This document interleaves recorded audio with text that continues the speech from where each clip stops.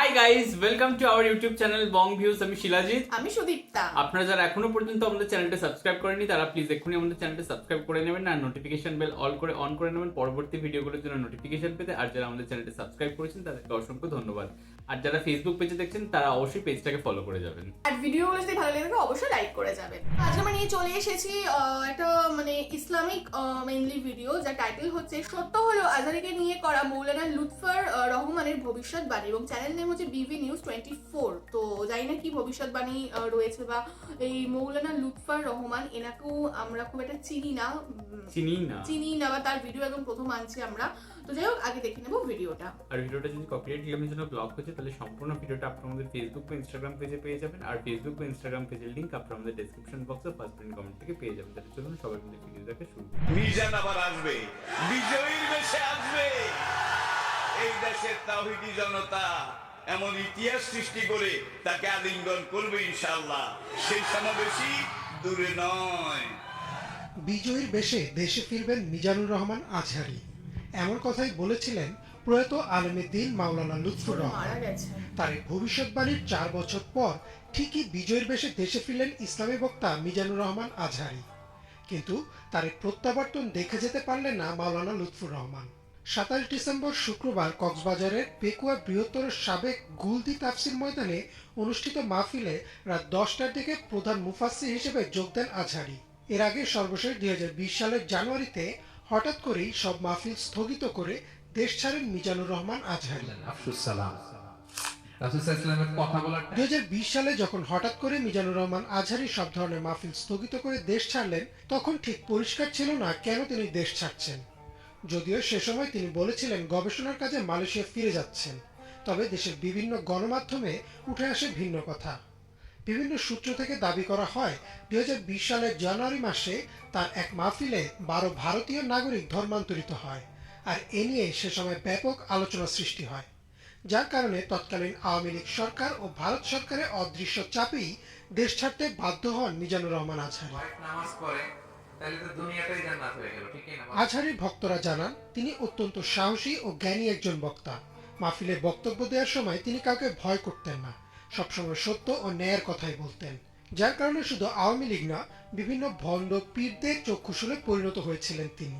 2020 সালে 12 সদস্যের হিন্দু পরিবারটি যখন ধর্মান্তরিত হয়, তখন সেই 12 জনকে আটক করে পুলিশ, আর তৎকালীন সরকারের ধর্ম প্রতিমন্ত্রী মাওলানা আজহারীকে জামাতের ট্যাগও দেন। মিজানুর রহমান আজহারী 1990 সালের 26 জানুয়ারি ঢাকার ডেমরায় জন্মগ্রহণ করেন। তার পৈতৃক নিবাস কুমিল্লার মুরাদনগরের পরমতলা গ্রামে। তিনি ডেমরার দারুন নাজাত সিদ্দিকিয়া কামিল মাদ্রাসা থেকে 2004 সালে দাখিল পরীক্ষায় জিপিএ 5 পেয়ে উত্তীর্ণ হন। 2006 সালে আলিম পরীক্ষায় তিনি পান গোল্ডেন জিপিএ 5। 2007 সালে ইসলামিক ফাউন্ডেশন আয়োজিত মিশর সরকারের শিক্ষাবৃত্তি পরীক্ষায় প্রথম স্থান অধিকার করে মিশরের আল আজহার বিশ্ববিদ্যালয়ে আন্ডার গ্রাজুয়েট করার জন্য মিশরে যান। আল আজহার বিশ্ববিদ্যালয়ে মিজানুর রহমান আজহারী ডিপার্টমেন্ট অফ তাফসির অ্যান্ড কোরআনিক সায়েন্স থেকে 2012 সালে শতকরা 80% সিজিপিএ নিয়ে স্নাতক সম্পন্ন করেন। 2013 সালে তিনি মালয়েশিয়ায় অবস্থিত গার্ডেন অফ নলেজ খ্যাত ইন্টারন্যাশনাল ইসলামিক ইউনিভার্সিটি থেকে উচ্চ নাম্বার সহ মাস্টার্স শেষ করেন। এছাড়াও পবিত্র কোরআনে এমব্রিওলজি বা ভ্রূণতত্ত্ব বিষয়ে তিনি এমফিল করেন এবং একই প্রতিষ্ঠানে তিনি পিএইচডির জন্য মনোনীত হন।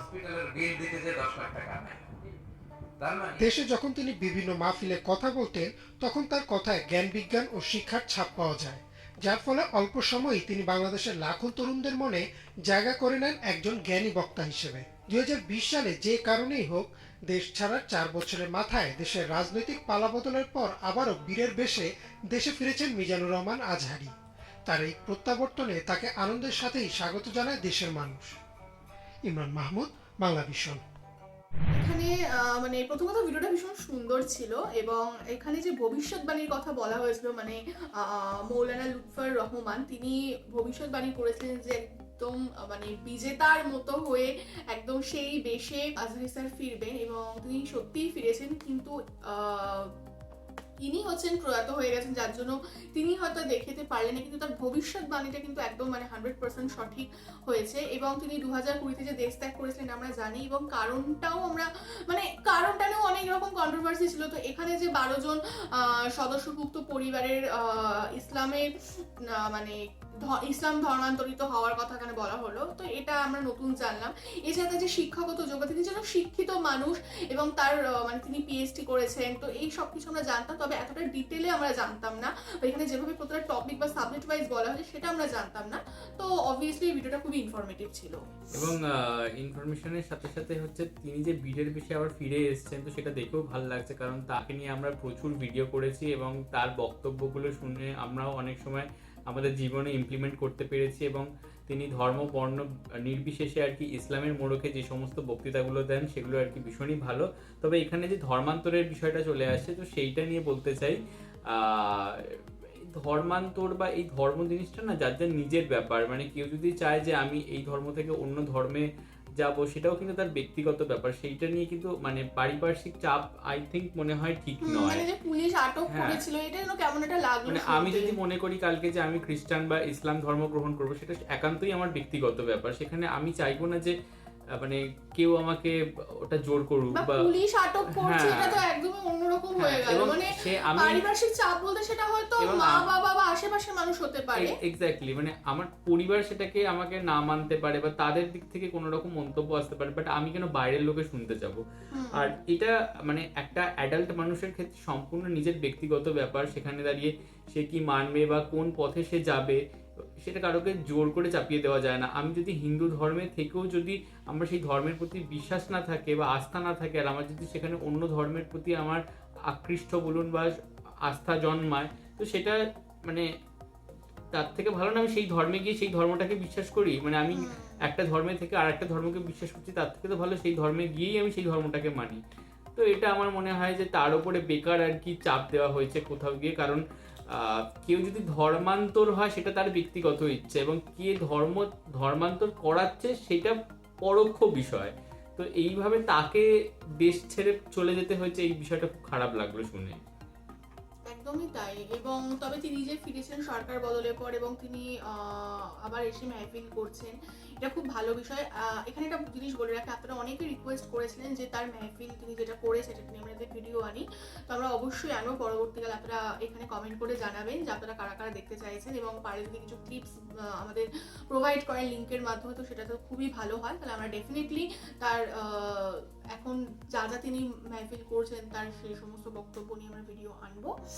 এবং আমরা চাইবো, তিনি মাঝেও এসেছিলেন কিন্তু তিনি কিছুদিনের থেকে আবার চলে গেছিলেন, তো আমরা চাইবো যে এবার তিনি যেন পাকাপাকি ভাবে বাংলাদেশে থাকেন এবং অনেক অনেক মেহফিল করুন, এবং তিনি যেভাবে ইয়াং জেনারেশনকে কোথাও গিয়ে মোটিভেট করেন। কারণ কোথাও গিয়ে যে না শিক্ষাটা কিন্তু খুব ইম্পর্টেন্ট হয়ে যায়, এবং তিনি যে শিক্ষিত, একজন শিক্ষিত মানুষের কিন্তু শিক্ষার ছাপ তার কথাবার্তা তার আচার আচরণে বোঝা যায়, এবং তিনি শিক্ষার আলোতে মানে এক তো ইসলামিক ব্যাপার এবং তার সাথে শিক্ষার যে একটা মানে কম্বিনেশন, সেটার মাধ্যমে তিনি পুরো ইয়াং জেনারেশনকে কোথাও গিয়ে মোটিভেট করছেন, বা জীবন যে অ্যাকচুয়ালি কি এবং জীবন কিভাবে পরিচালনা করতে হয় সেই শিক্ষা শিক্ষিত করছেন।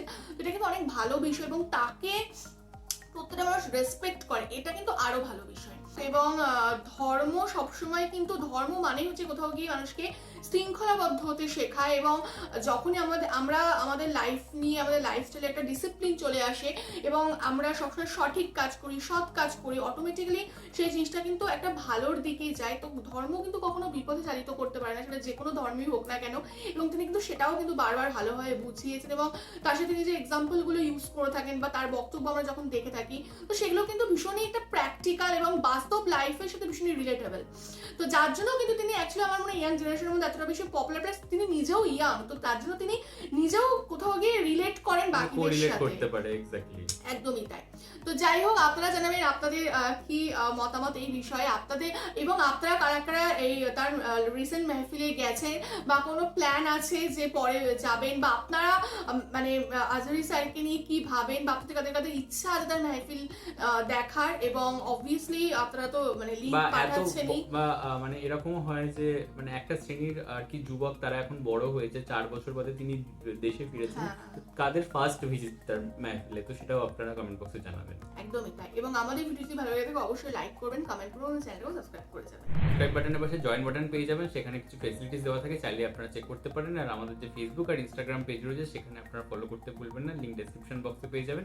আর আমাদের যদি আপনারা পার্সোনালি পছন্দ করে থাকেন আমাকে শিলাজিৎ ওকে সুদীপ্তা হিসাবে, তাহলে আমাদের ফেসবুক আর ইনস্টাগ্রাম সাইটে ফলো করতে পারেন, তার লিঙ্কও ডেসক্রিপশন বক্সে দেওয়া রয়েছে। আর আমাদের চ্যানেলের সাথে জুড়ে থাকার জন্য আমাদের যে ফেসবুক গ্রুপটা রয়েছে সেখানে আপনারা জয়েন করে আপনারা আপনাদের মনের মতো সমস্ত কিছু পোস্ট করতে পারেন, তার লিঙ্কও ডেসক্রিপশন বক্স চেক করলে পেয়ে যাবেন। তো দেখা হচ্ছে পরবর্তী ভিডিওতে, আজ এ পর্যন্তই, টাটা।